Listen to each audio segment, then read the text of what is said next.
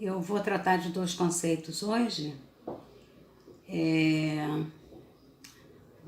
Estabelecer uma diferenciação entre duas abordagens da Cabala. Uma que eu chamei de Cabala prática, mas na verdade deveria chamar de Cabala teórica, e eu vou explicar por que pode ser chamada também de prática. E a outra abordagem é a Cabala contemplativa ou meditativa. Se por acaso o vídeo for cortado no meio, se não der tempo, eu vou continuar na parte 2. Então, para quem tiver interesse, se for cortar, se eu conseguir explanar tudo dentro do tempo que eu tenho nesse vídeo, tudo bem. Se eu não conseguir, eu vou fazer, logo em seguida eu vou fazer outro que eu vou chamar de parte 2. Então, desde a Mishnah é a primeira parte do Talmud, e ela foi escrita por volta do século II, né? E existe um comentário num tratado que classifica dois tipos de literatura nas escrituras anteriores. Quer dizer, na Bíblia, no Tanar. A Bíblia, né, que é conhecida como Antigo Testamento, mas os judeus chamam de Tanar. Então, tem um comentário sobre, como se fosse uma crítica literária. Tem dois tipos de literatura dentro dessas escrituras anteriores, dentro do Tanar, né, que é chamada de Bíblia, chamada também de Bíblia. Então, um tipo de literatura recebeu o nome de Maaseh Bereshit, que se traduz como o relato da criação. E outro tipo, Maaseh Merkavah, que se traduz como o relato da carruagem. Então, temos literatura do tipo, no Tanakh, né, na Bíblia, do tipo relato de Gênesis, né, da criação do mundo, e relato da carruagem. O que vem a ser isso? O relato de Gênesis se baseia, o capítulo mais adequado para ilustrar é o capítulo 1 de Gênesis, que é o capítulo da criação do mundo. E o capítulo mais adequado para ilustrar o relato da carruagem é o primeiro capítulo do profeta Ezequiel. E o que vem a ser isso? Né? Que tipos de literatura? São literaturas diferentes. Por quê?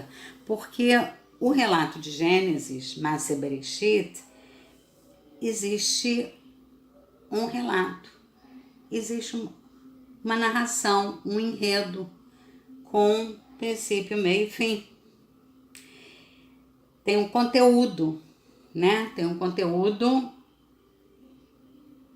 literário, né?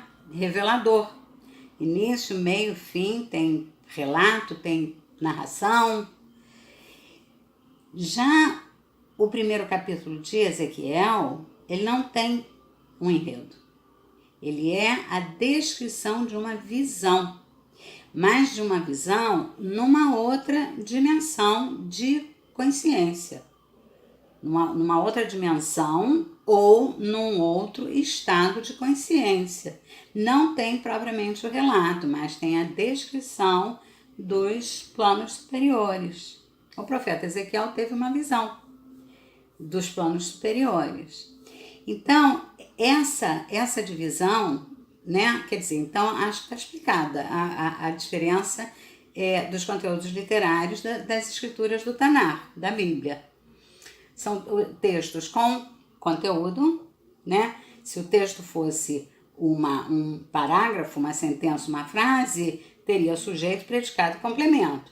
Então, o texto tem uma consistência, né? Tem um enredo. E o outro estilo literário não tem um enredo, mas tem uma descrição de um estado de consciência que nós podemos chamar de transe ou êxtase místico, que é o primeiro capítulo de Ezequiel, representativo dessa relato da carruagem. O que é carruagem? Merkavá, né? Merkavá. Carruagem seria aproximadamente o trono da glória do Criador, o trono da glória de Deus, né? Já falei em outros vídeos que a linguagem espiritual não possui um vocabulário próprio. Então, nós temos que descrever os fenômenos espirituais e as ocorrências os cenários espirituais com palavras do plano físico, com vocabulário do plano físico. Então, vamos abstrair isso, né? Porque o Criador não senta, né? O Criador não viaja de carruagem, mas Merkavá é um conceito, se traduz como carruagem, mas mais do que carruagem é um conceito que se refere ao trono de glória do Criador. Mas quando a gente fala do trono de glória, a gente não está falando de um trono de rei, a gente está falando de uma condição de superioridade espiritual, né? Então, esse é Maaseh Merkavá, quer dizer, o relato da carruagem. E o outro relato, eu acho que não preciso explicar, Maaseh Bereshit, é o relato de Gênesis. Isso foi no século II, para ilustrar os estilos literários pelo menos dois, existem mais, porque existe legislação também, né, nas escrituras anteriores. Porém,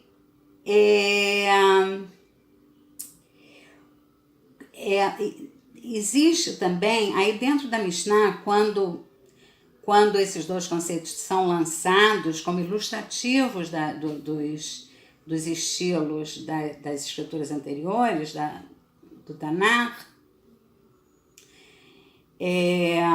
a Mishnah adverte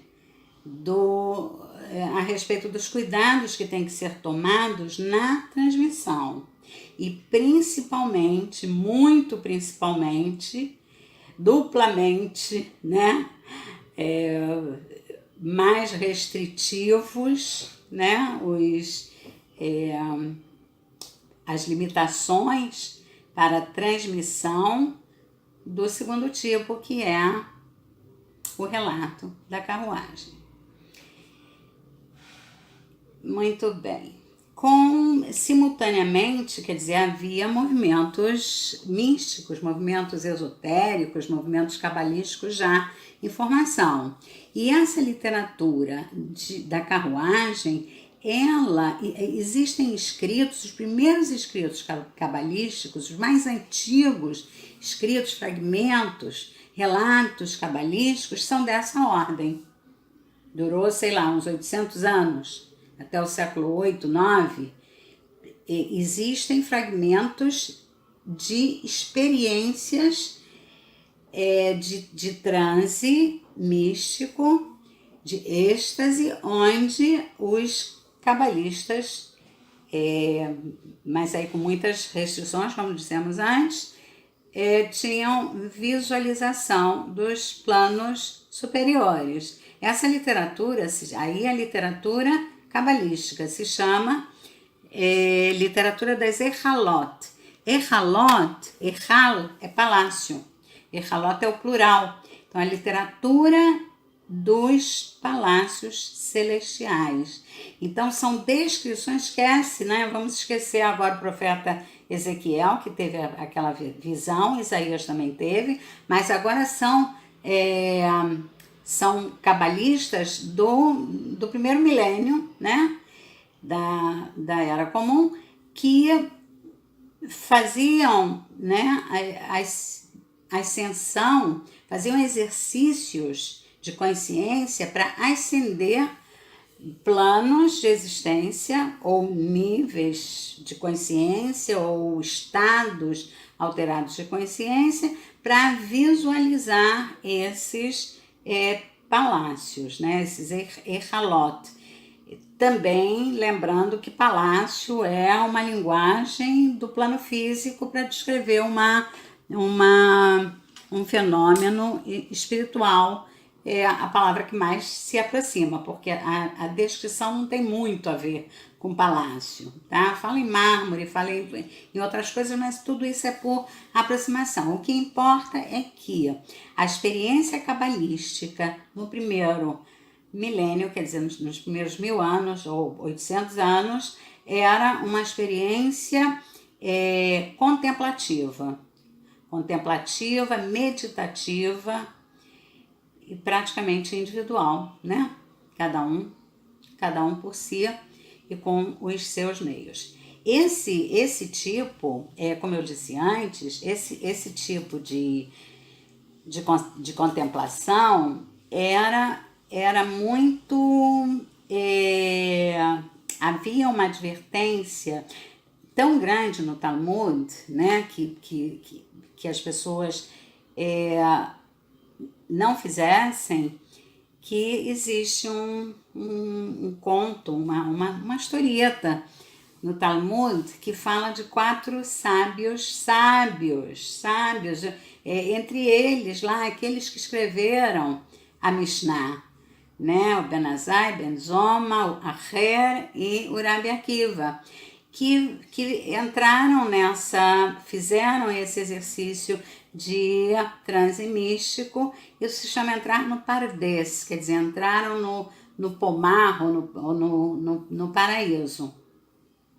O que aconteceu é que um deles morreu com a experiência, o segundo enlouqueceu, o terceiro perdeu a fé e somente o Rabi Akiva sobreviveu, quer dizer, saiu do mesmo jeito que entrou, até enriquecido pela experiência que viveu. Então, essa historinha, né, ela parábola, ela faz parte das advertências de que isso não seja feito. A diferença aí nós podemos dizer, nós podemos pegar esses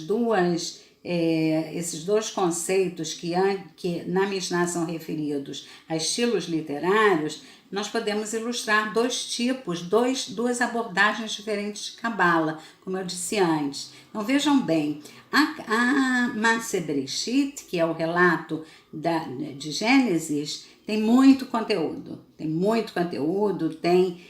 enredo, tem relato, tem narração, e o Maaseh Merkavah, que é o relato da carruagem, é o oposto, não tem nenhum. Não tem conteúdo nenhum. Né? Quer dizer, a falta de conteúdo é que faz com que a mente entre num estado exaltado, né? Um transe. Mas quando se abre a mente dessa maneira, tudo pode acontecer, né? Não é nada recomendável. Então,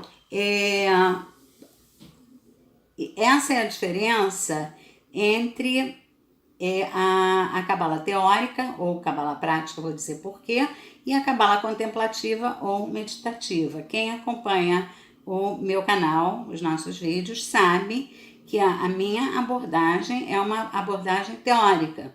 Uma abordagem teórica de conteúdo e não de abstração, de zerar o pensamento e entrar num estado contemplativo ou meditativo, porque isso primeiro que não é o meu viés, né? Não me identifico com isso. Segundo que não é construtivo e já passou. Isso historicamente, essa fase já passou. Ela teve uma importância muito grande dentro da formação do movimento cabalístico, mas os escritos são pujantes, quer dizer, tem muito texto para trabalhar. Então, trabalhamos com a Cabala teórica, filosófica, e se vocês me perguntarem, mas é prática em que sentido? É prática porque ela contém métodos de decodificação. Um que eu falo sempre é a gemátria. Essa é uma prática cabalística, gemátria, achar novos significados. Outro método de decifração é a Tmurá. Tmurá é a troca de letras. A troca de letras na mesma palavra, em hebraico acontece um fenômeno de se transformar, às vezes, até no seu oposto. Um outro método de decifração é o notaricon. Notaricon é como se fosse sigla. Você pega uma palavra, né? E aquela palavra deixa de ser uma palavra e ela passa a ser as iniciais de uma frase. Por exemplo, Bereshit, a palavra Bereshit. No notaricon é Bereshit Ra Elohim Sheikablu Israel Torá. Quer dizer, cada letra é o início de uma palavra, isso é descoberta de segredos. Aí é a prática da Cabala, também a reverberação, quer dizer, a possibilidade de transformar, de interferir nos planos superiores através da reverberação voluntária ou involuntária, que já falamos disso também, que toda ação feita nesse plano, que toda ação, repetindo, feita nesse plano, reverbera nos planos superiores, provocando mudanças, influências para o bem ou para o mal.